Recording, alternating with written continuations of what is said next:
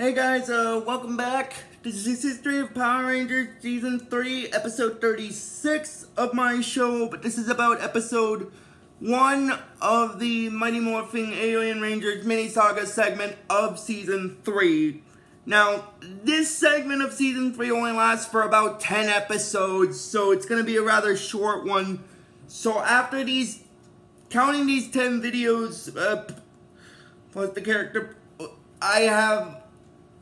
Well, counting this one, I have 10 more videos left to do for the third season, but I just wanted to get that out of the way. Anyway, this is History of Power Rangers Season 3, Episode 36 of my show, but this is about Episode 1 of the Mighty Morphin Alien Rangers mini-saga segment of Season 3. And Episode 1 is Part 1 in the two-part episode Alien Rangers of Aquitar. But before I start talking about it, I just want to mention one other thing. Basically, every single episode in this segment of the third season is going to count as a linear type episode, because basically, as I stated with the character bio video, the main Rangers are going to be looking for their fragments of the Zeo Crystal, which they shattered and sent to a time vortex, which ended up in different parts of the world in different timelines. So basically, every single episode that I'm going to be covering is going to be sort of connected to leading into the two-part season finale of Season 3. I just wanted to get that out of the way. Anyway, getting back into it, this is like I said, this is covering part 1 of the two-part episode Alien Rangers of Aquitar. Now, basically, this episode carries over from where Rangers in Reverse left off.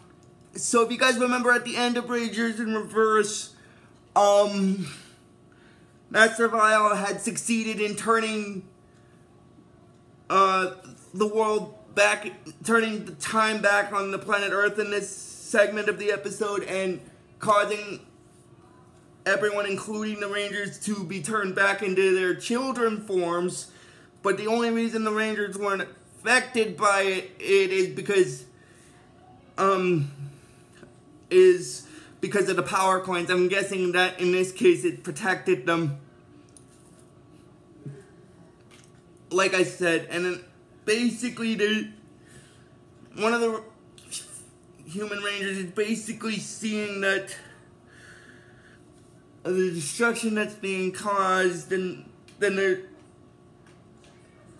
I can't remember, but I think Rocky, I think, as his kid form, tells Billy that can they morph. He says it's worth a try, so they try to morph, but it doesn't work. And then Billy said that he was afraid that this would happen because their morphers are designed to work. The reason why they can't morph is because their morphers are designed to work in conjunction with their Ranger powers. But because they got their powers as teenagers, again, previously, just like in Season 2, because they got them when they were teenagers, when they were turned into kids, they lose the ability to use their powers, but they retain their power coins and their memories prior to it. Anyway, basically what happens is, that's when they try to run from the monsters after they cause a bit of trouble, and then basically they run into Vulcan's skull as the kid forms, and then basically they start talking to them, and then one of the Rangers in their kid form is asking Billy why they're not affected by their memories being erased because of the time reversal this time around like it was last time. And Billy states that it's probably due to the fact that their memories have retained them, like I said, they've retained themselves prior to the Earth's reversal, and he said that it's basically because he thinks it's because of the power coins, and then that's when Bulk and Skull hear that as the kid ones, and then wondering if that's some kind of club, and then Bulk says that makes it in his kid form says that you have to be to get in, and then they keep running from the monsters, but by that point, well, while the monsters are basically, what I mean by that is, while Goldar and Rito and the others are causing trouble, Master Vile technically calls them back, but Rito doesn't go back with them at first because he says that he's got something that he needs to take. He tells his father that he's got something he needs to take care of on the Earth, but then Master Vile tells him to be quick about it because he's still got a lot more of his plan to do, and unfortunately, Rito is a part of it. So basically, in this segment of the episode, this kind of carries into what I was mentioning before with Bulk and Skull, because while the Rangers are running from Rito and the Tangas, and they're dealing with that's when they encounter Bulk and Skull, and then they explain about the whole thing with the power coins and whatnot, and then this policeman shows up afterward, and then Rito manages to get away because of it, and then what happens is the Rangers in their child forms try to explain the situation to them, but the police officer at this point in time doesn't believe them, and it's because they were turned back into kids, and then so they're taken to the police. They're taken to the what is it? The police precinct. The police station until their parents can come pick them up, and then one of the Rangers is saying they can't believe that they're doing this, they're treating them like their kids, and then I believe it's Aisha at this point, she says that, and then I think it might be either Adam or Rocky, they tell her that they are kids because of the whole time reversal thing, and what happens is the younger versions of Bulk and Skull get picked up by their mothers, and the mothers are telling them that they don't want them to be with each other and stuff, and then basically, because basically, the only ones of the Rangers that weren't taken in by the police were Tommy and Catherine at this point, because they managed to get away before the cops showed up in this segment of the episode.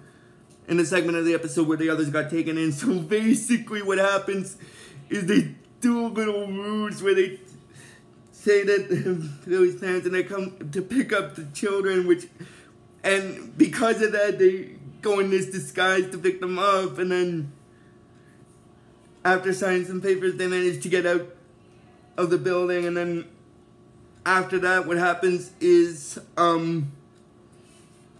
they decide to basically find a way to the command center.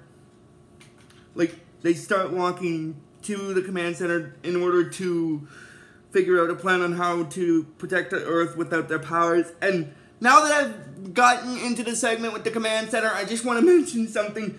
Zordon and Alpha were also affected by the time reversal.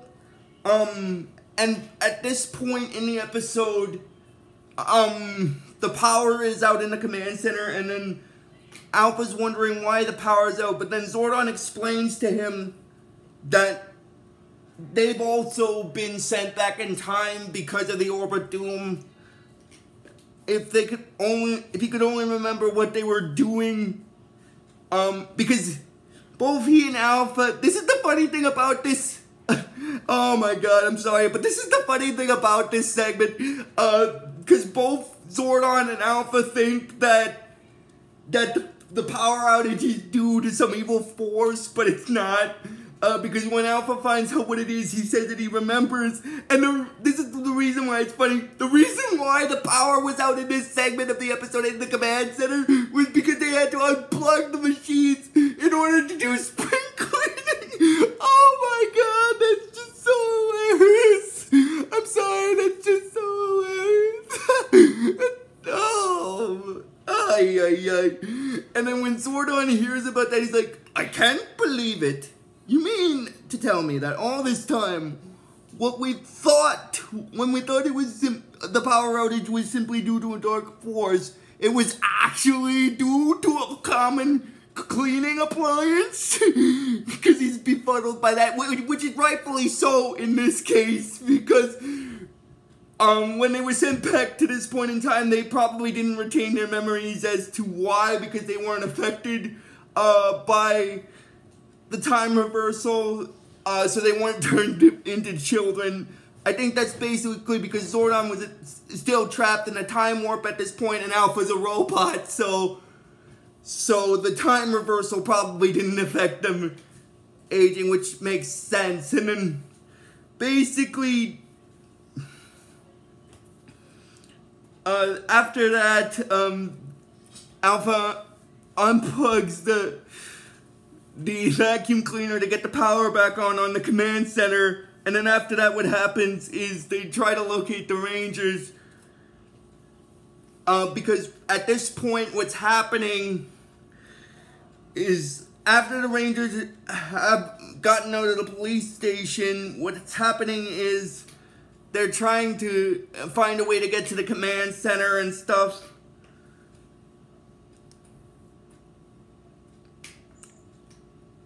And then, so they cross through the desert where the command center is in this series, and then basically what happens is after that they manage to find the command center and manage to get inside of it, and then Zordon and Alpha are happy to see the Rangers again, and they're explaining the situation that they can't morph because they've been turned back into children, so their powers are useless, and there's no one to protect the Earth. And then Zordon says that it is a dire situation without any Rangers to protect the planet, but that's when Alpha tells Zordon about the alien Rangers of the planet Aquitar, which are the 5 main Rangers that are going to be the Rangers for this segment of the 3rd season. And then Zordon basically tells them that he's thought of this. Oh, before I continue, I can't really remember, but I'm kind of getting ahead here, but I'm sort of almost at the end of the episode, so I'm just going to mention a little bit of minor details.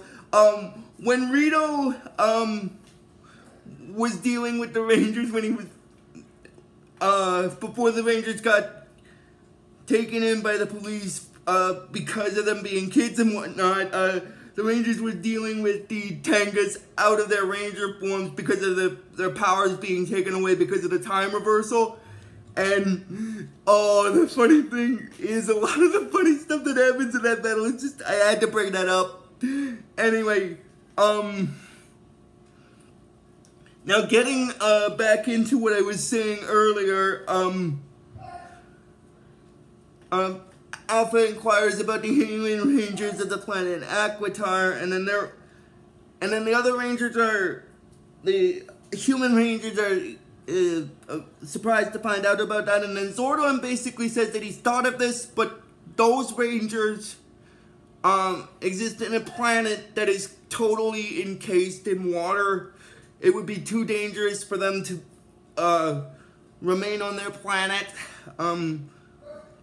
But then Alpha says that they need, but one of the human Rangers tells Zordon that they need the alien Rangers' help in order to defend the planet. And then I think it's Rocky, he mentions that the Edenoids needed their help, and they were able to do it. So Zordon and Alpha, after some reassuring from the Rangers, managed to contact the Aquitian Rangers on the planet Aquitar. And then basically, after Zordon tells them his message, their images show up on screen, And then basically that's where this first part in this two-part episode stops. So if you guys like this video when I post it, just please give this video the real best you guys can. And I'll see you guys next time. And like I always tell you with this series, may the power protect you always.